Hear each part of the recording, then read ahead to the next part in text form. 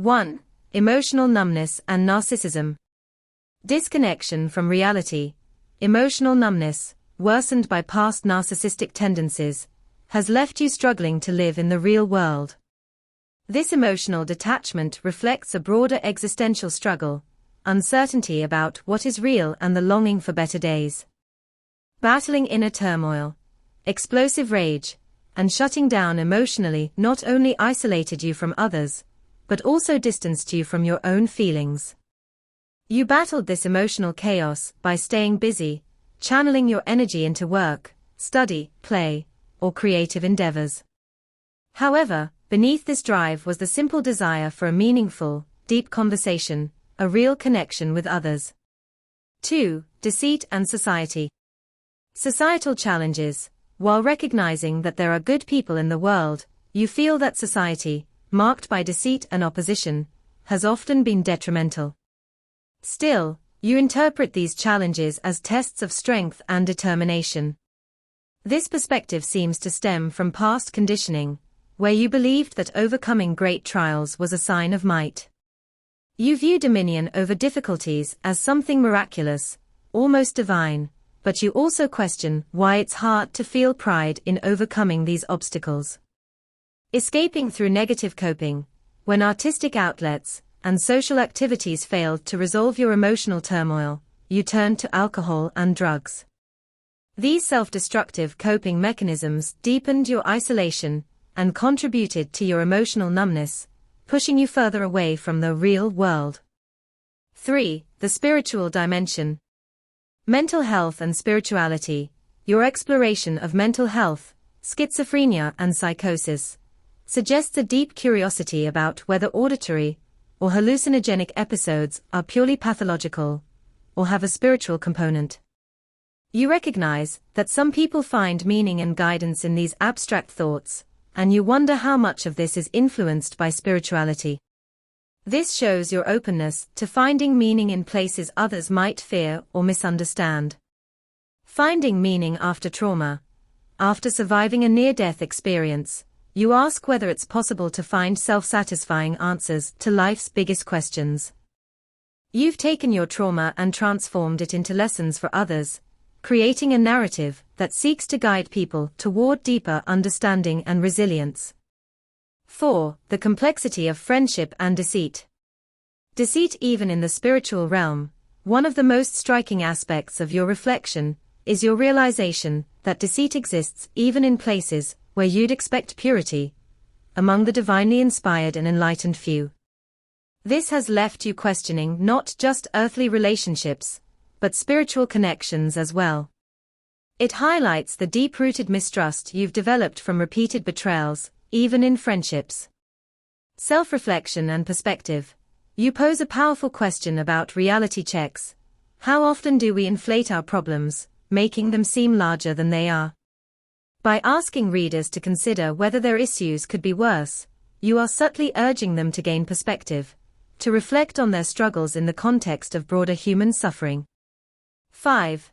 Trauma imposed on reality. Seeing the world through trauma. Trauma survivors, as you've observed in yourself and others, often impose their trauma on everything, from their perception of life to how they judge even the kindest people. This creates a distorted view of reality, making it harder to fully engage with life and its potential beauty. The scars of past trauma continue to color everyday experiences. Memory and trauma. With the added complexity of memory issues, your brain's constant effort to process trauma is a heavy burden. You manage this with humor, acknowledging that you could give plenty of problems to those who think they have it hard, while simultaneously recognizing the unique suffering of others, such as wartime veterans. 6. Teaching and learning. A desire to teach.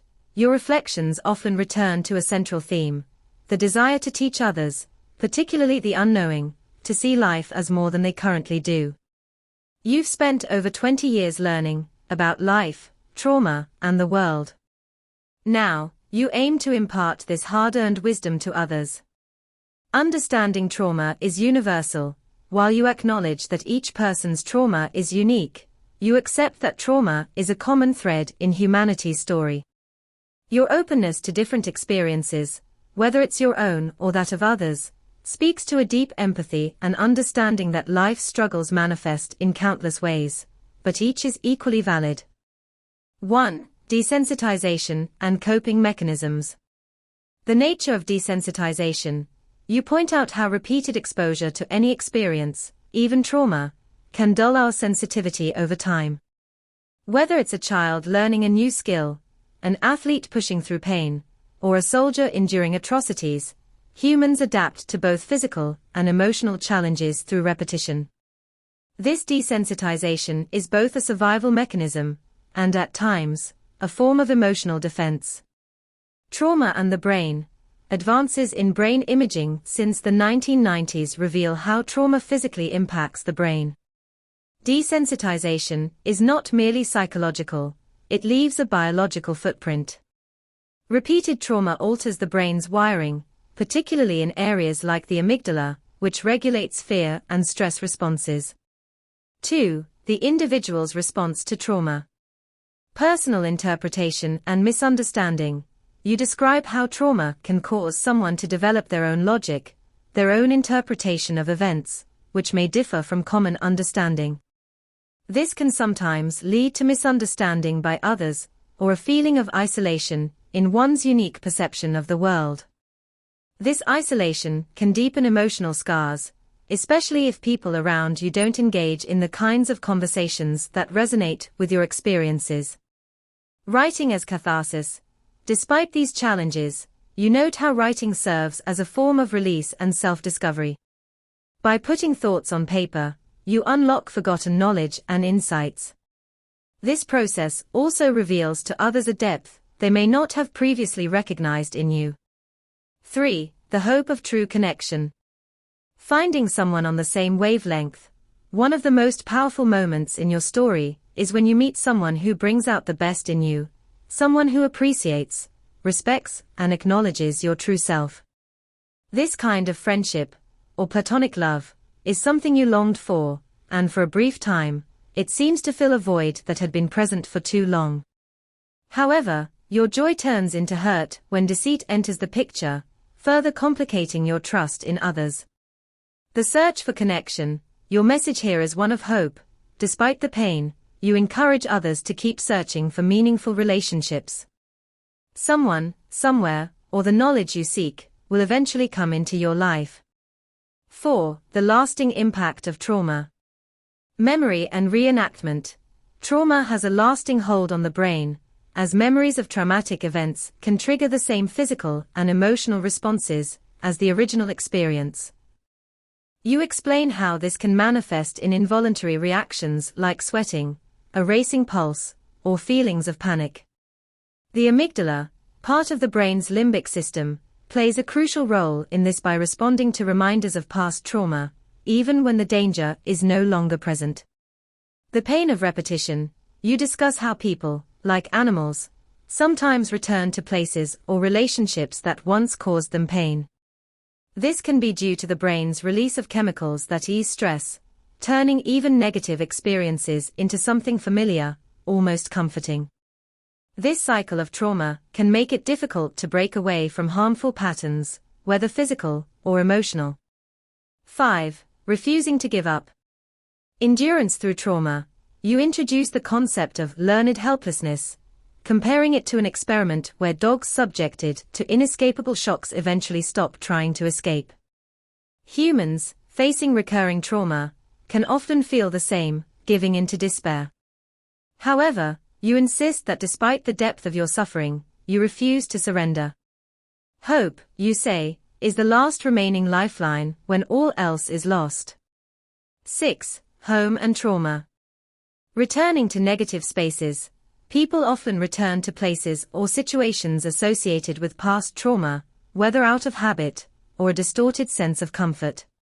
Even after experiencing abuse, both animals and humans may return home, as though driven by an internal pull. This speaks to how trauma rewires the brain, sometimes linking fear with familiarity in ways that are difficult to overcome. 7. Psychological and biological responses to trauma. Psychomotor effects of memory. You delve into how recalling a traumatic event can trigger the same physiological responses that occurred during the original experience. This phenomenon, supported by brain imaging, shows that stress responses, like sweating, increased heart rate, and anxiety, can be activated by sensory reminders of trauma, even long after the event has passed.